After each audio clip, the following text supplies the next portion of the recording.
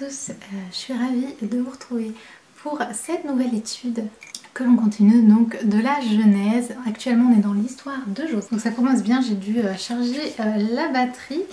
Je disais, on est donc actuellement dans Genèse chapitre 40. La dernière fois on a vu le chapitre 39. Et si vous êtes nouveau sur cette étude ou ces études, je vous invite à regarder les précédentes. Elles ont toutes la même petite miniature que vous reconnaîtrez. Et en fait, on étudie la Bible ensemble et on étudie la Genèse. Pas tous les chapitres, mais certains d'entre eux. Et comme je disais, actuellement on est dans l'histoire de Joseph et aujourd'hui on va parler du chapitre 40. Alors petite pause avant de continuer, je vous invite, si ce n'est pas déjà fait, à vous abonner à cette chaîne. Il faut cliquer juste en dessous, ça m'aide beaucoup. Donc si vous n'êtes pas abonné, que vous aimez mes vidéos, surtout je vous encourage à vous abonner à cette chaîne. Et je vous encourage aussi, si vous aimez cette série, de faire une petite miniature capture écran de cette vidéo et de la partager sur vos réseaux sociaux, par exemple en story sur Instagram. Comme ça permettra que d'autres personnes découvrent cette série. Donc voilà, maintenant on continue et on a donc le chapitre 40. Il n'est pas très long, du coup je me suis dit qu'on allait le lire ensemble. Je lis dans la Bible journal de bord, donc c'est la traduction second 21. Donc c'est parti. Interprétation de rêve par Joseph. Après cela, le responsable des boissons et le boulanger du roi d'Égypte commirent une faute envers leur seigneur le roi d'Égypte. Le pharaon fut irrité contre ces deux officiers, le grand responsable des boissons et le chef des boulangers. Il les fit mettre dans la maison du chef des gardes, dans la prison, à l'endroit où Joseph était enfermé. Le chef des gardes les confia à Joseph, qui fit le service auprès d'eux. Ils passèrent un certain temps en prison. Une même nuit, le responsable des boissons et le boulanger du roi d'Égypte, qui étaient enfermés dans la prison, firent tous les deux un rêve. Chacun le sien avait son explication propre. Joseph vint le matin vers eux et vit qu'ils étaient tristes. Alors il demanda aux officiers du pharaon, qui étaient avec lui dans la prison de son maître, « Pourquoi avez-vous mauvaise mine aujourd'hui » Ils lui répondirent, « Nous avons fait un rêve et il n'y a personne pour nous l'expliquer. » Joseph leur dit, « N'est-ce pas à Dieu qu'appartiennent les explications ? Racontez-moi donc votre rêve. » Le grand responsable des boissons raconta son rêve à Joseph. Il lui dit, « Dans mon rêve, il y avait un cep de vigne devant moi. Ce cep portait 3 sarments. Quand il a bourgeonné, sa fleur s'est développée et ses grappes ont donné des raisins mûrs. La coupe du pharaon était dans ma main. J'ai pris les raisins, je les ai pressés dans la coupe du pharaon et j'ai mis la coupe dans la main du pharaon. » Joseph lui dit, « Voici l'explication. Les 3 sarments représentent 3 jours. Encore 3 jours et le pharaon t'élèvera bien haut et te rétablira dans tes fonctions. Tu mettras la coupe dans la main du pharaon comme tu en avais l'habitude lorsque tu étais son responsable des boissons. Cependant, souviens-toi de moi quand tu seras heureux et fais preuve de bonté envers moi. Parle en ma faveur au pharaon et fais-moi sortir de cette maison. En effet, j'ai été arrachée au pays des Hébreux et même ici, je n'ai rien fait qui mérite la prison. » Voyant que Joseph avait donné une explication favorable, le chef des boulangers dit, « Dans mon rêve, il y avait aussi 3 corbeilles de pain blanc sur ma tête. Dans la corbeille supérieure, il y avait des plats cuits au four de toutes sortes pour le pharaon, et les oiseaux les mangeaient dans la corbeille au-dessus de ma tête. » Joseph répondit, « Voici l'explication. Les 3 corbeilles représentent 3 jours. Encore 3 jours, et le pharaon t'élèvera bien trop haut pour toi. Il te fera pendre à un bois et les oiseaux mangeront ton corps. » 3 jours plus tard, le jour de son anniversaire, le pharaon organisa un festin pour tous ses serviteurs et il éleva bien haut le grand responsable des boissons ainsi que le chef des boulangers au milieu de ses serviteurs. Il rétablit le grand responsable des boissons dans ses fonctions pour qu'il mette la coupe dans la main du pharaon. Mais il fit pendre le chef des boulangers conformément à l'explication que Joseph lui avait donnée. Le grand responsable des boissons ne se souvint pas de Joseph, il l'oublia. Donc voilà pour la lecture du chapitre 40. Et voilà, petite histoire. Je pense que les histoires, ou plutôt l'histoire de Joseph, aurait pu s'appeler les malheurs de Joseph, puisqu'on a l'impression qu'il enchaîne un petit peu, le pauvre, les catastrophes. Mais si vous vous rappelez, dans l'étude précédente, on avait vu que on pouvait utiliser nos dons partout, même dans les pires situations. Et donc c'est le cas de Joseph qui utilise vraiment son don de gestionnaire, de bon gestionnaire, de bon intendant des responsabilités, qui retrouve du coup dans la prison. Il devient un peu le responsable. Et on voit une autre attribution, un autre don qu'il a grâce à Dieu, puisque c'est d'interpréter les rêves. On voit au début de l'histoire de Joseph que ça a commencé aussi avec des rêves qu'il faisait lui-même. On voit que du coup Joseph il a un peu ce truc avec les rêves et l'interprétation des rêves.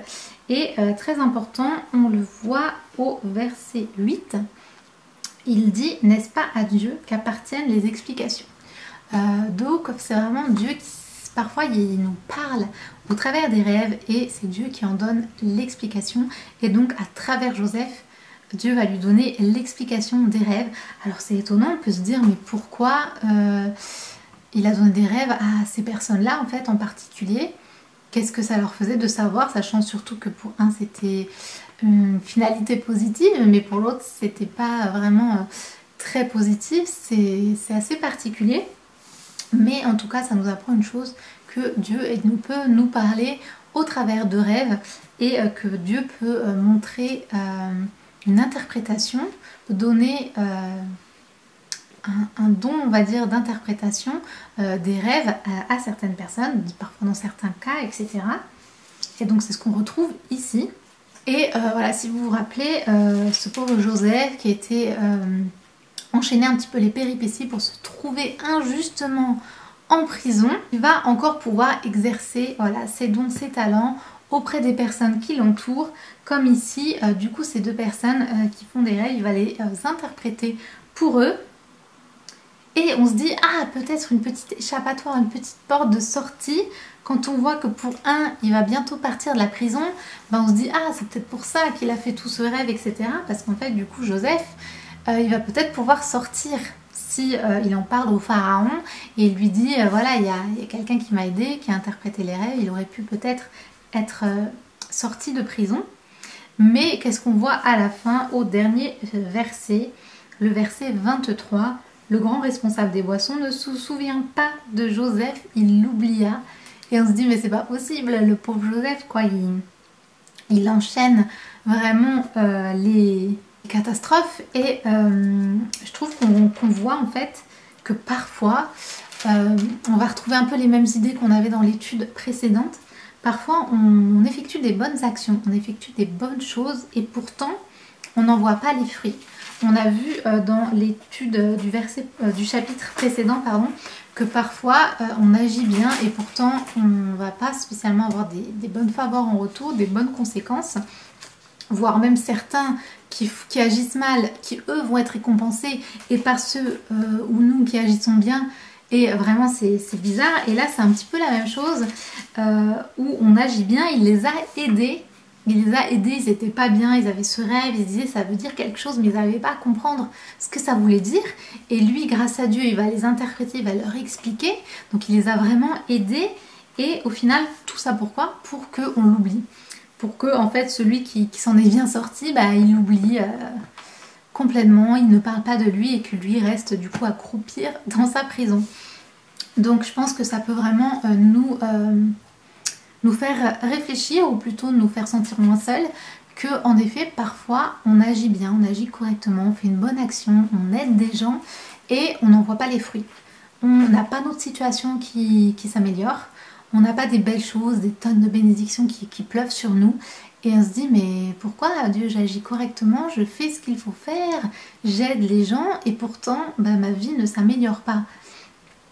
Un petit peu comme si on était forcément dans un donnant-donnant avec Dieu. Bon bah si j'agis bien, je vais forcément avoir une tonne de bénédictions. Et je trouve que on retrouve parfois cette idée dans certains types d'églises ou d'évangiles.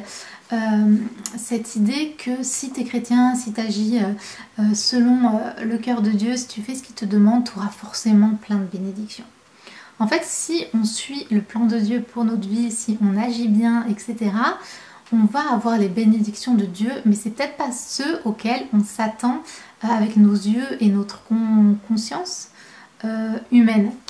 puisque nous, pour nous, une bénédiction, ça va être d'avoir toutes ces choses qu'on pense quand on est en tant qu'être humain. Ça va être avoir le succès dans notre entreprise, ça veut dire avoir des ressources financières, ça veut dire d'avoir une famille en bonne santé, ça veut dire que tout ce que vous faites réussit, on vous ouvre les portes partout. Si vous faites quelque chose dans un domaine de commerce ou sur internet, que vous allez être extrêmement suivi, que vous avez plein de followers, que tout marche, que du coup vous avez des apports financiers, que vous avez de la richesse, etc. Mais ça c'est faux, c'est pas du tout ce qu'on retrouve dans ces exemples. En fait, dans la Bible, il y a plein d'exemples de personnes, en fait, ils n'ont pas spécialement dans leur vie entière ou parfois dans certaines périodes de leur vie eu des bénédictions, alors que pourtant ils suivaient Dieu et ils faisaient ce qui était bien. Et c'est ça que j'aime beaucoup dans l'histoire de Joseph. C'est qu'autant des fois dans la Bible on a des personnes où ils font n'importe quoi et on se dit mais c'est cette personne, Seigneur, que tu as choisi, et du coup ça va un peu nous encourager parce que nous aussi on n'est pas parfait et on se dit bon bah au final voilà, Dieu il peut utiliser vraiment qui il veut. Mais ce que j'aime avec l'histoire de Joseph, c'est qu'on voit que quand même il agit toujours bien, du moins tout ce qui nous est transmis ici, il fait toujours les bons choix, il va toujours essayer de suivre ce que Dieu lui demande. Et pourtant, ça ne veut pas dire que tout son chemin s'est ouvert pour lui. En tout cas, dans le début de son histoire, comme on voit, il va plutôt de catastrophe en catastrophe. Et peut-être que c'est ce que vous vous dites aussi pour votre propre histoire. Et ce qui est important à retenir, c'est que l'histoire de Joseph n'est pas finie. Donc votre histoire à vous n'est pas finie. On a des moments de période, des périodes dans notre vie. Voilà, tous des vies différentes, bien évidemment. Parfois, il y a des personnes qui vont avoir des difficultés comme ça, qui vont avoir l'impression que les bénédictions sont fermées pour leur vie, qui n'ont pas de bénédictions, qui n'ont pas des choses positives. Alors que pourtant, elles agissent bien, elles font ce que Dieu leur demande. Et ça peut être un peu lourd au bout d'un moment parce que c'est facile pendant quelques mois, pendant 1 an, 2 ans, allez, c'est 2 années un peu difficiles. Mais quand ça continue pendant 5 ans, 10 ans, 20 ans, 40 ans, comme ça, pensez aux 40 ans dans le désert, on peut se dire, ouais, ça fait vraiment long en fait. Et on peut vraiment se décourager. Mais voilà, ce qui nous encourage, en tout cas au travers de l'étude de Joseph, c'est que comme je vous disais, son histoire n'est pas finie. On va voir ce qui se passe par la suite. Mais je pense que peut-être ça peut vous encourager si vous avez beaucoup entendu ce type d'évangile. Donc il y a un peu l'évangile de la prospérité qui annonce ça, mais aussi d'autres églises ou d'autres personnes qui peuvent avoir des tendances un peu comme ça, que si tu suis Dieu et tout, tu auras forcément le succès. Mais le succès qui est donné dans la Bible, les bénédictions qui sont données dans la Bible, c'est pas spécialement les bénédictions matérielles, des bénédictions de santé même, ou d'abondance et de succès sur terre ici. Et je pense que c'est important de le rappeler, parce que si vous avez entendu beaucoup de choses comme ça et que justement dans votre vie c'est pas ce qui se passe, vous pouvez vous dire mais qu'est-ce que je fais de mal, Seigneur, pourquoi je suis accablée de malheur, ou pourquoi j'ai pas ces bénédictions qui s'ouvrent pour moi, je fais quelque chose qui n'est pas correct, c'est pas possible. Et du coup se remettre énormément en question, mais pas d'une bonne façon, parce que c'est bien de se remettre en question, mais pas quand c'est sur des choses qui viennent d'un mauvais enseignement en fait. Et du coup voilà, j'espère que ça peut peut-être vous rassurer et de vous reconnaître dans l'histoire de Joseph que non, Dieu ne vous a pas oublié, que parfois on traverse des difficultés ou des périodes de vie voilà, différentes. Il ne faut pas comparer avec son voisin, avec les autres. Il faut juste continuer de suivre sa route et continuer d'obéir aux commandements de Dieu et à son plan pour notre vie, sans en fait se soucier des récompenses, on va dire, qu'il y a par la suite. Là, Joseph, il n'a pas eu de retour tout de suite. il a aidé, il aurait pu peut-être sortir, mais non, ça s'est pas passé comme ça. Il est tombé dans l'oubli, donc il n'a pas eu de récompense tout de suite par rapport à sa bonne action. Et parfois c'est ce qui nous arrive, on n'a pas de récompense par rapport à nos bonnes actions. Et ce pendant 1 an, 2 ans, 3 ans, et ça continue. C'est un petit peu pareil pour l'évangélisation. Je pense qu'on peut retrouver ce petit parallèle, qu'on a l'impression qu'on témoigne autour de nous, qu'on partage l'évangile et on voit aucun fruit, on ne voit pas autour de nous.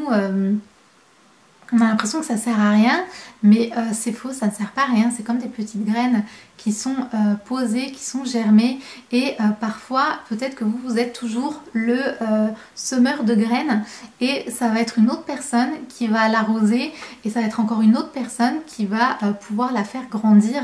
Et on a tous en fait notre place. Et du coup, c'est que le dernier qui va avoir réellement les fruits. Et peut-être que vous, vous le voyez pas parce que vous êtes juste au début. Vous êtes celui qui a semé la graine. Mais le travail est tout aussi important que celui qui va récolter les fruits de la personne qui va accepter l'évangile dans sa vie. Vous aurez eu tous autant d'importance dans la vie de cette personne. Voilà, je voulais vous faire ce petit parallèle. J'espère que vous avez aimé cette étude. Je me dépêche parce que ma caméra va couper. Et si c'est le cas, surtout likez, abonnez-vous à la chaîne. Je vous laisse le prochain chapitre dans la barre d'infos. Et je vous dis à très bientôt. Ciao!